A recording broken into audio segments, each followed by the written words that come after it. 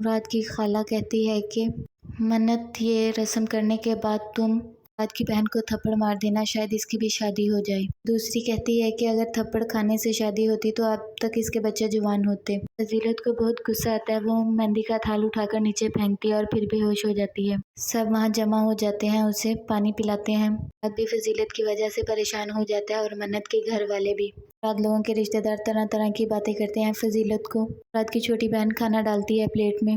منت کا بھائی آ کر کہتا ہے کہ آپ نے تو بہت ہی کم لیا ہے، یہ تو میں ستارہ کے لیے لے کر جا رہی ہوں، میں تو بہت کم کھاتی ہوں، میں تو ڈائٹنگ کرتی ہوں۔ منت کا بھائی کہتا ہے کہ تمہیں ڈائٹنگ کی کوئی ضرورت تو نہیں ہے۔ کہتی مجھے پتا ہے آپ میرا مذاق اڑا رہے ہیں۔ گھر آتے ہیں تو ندرت کہتی ہے کہ تم بھی سو جاؤ، بہت ٹائم ہو گیا ہے۔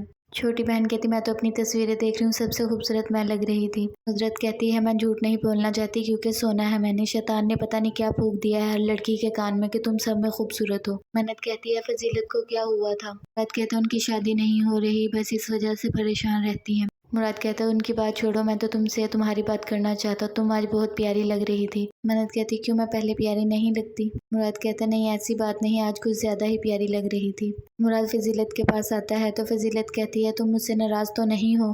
مراد کہتا ہے نہیں، میں نے آپ سے ناراض کیوں ہونا ہے، آپ نے کون سا جان بوجھ کر اپنی طبیعت خراب کی تھی؟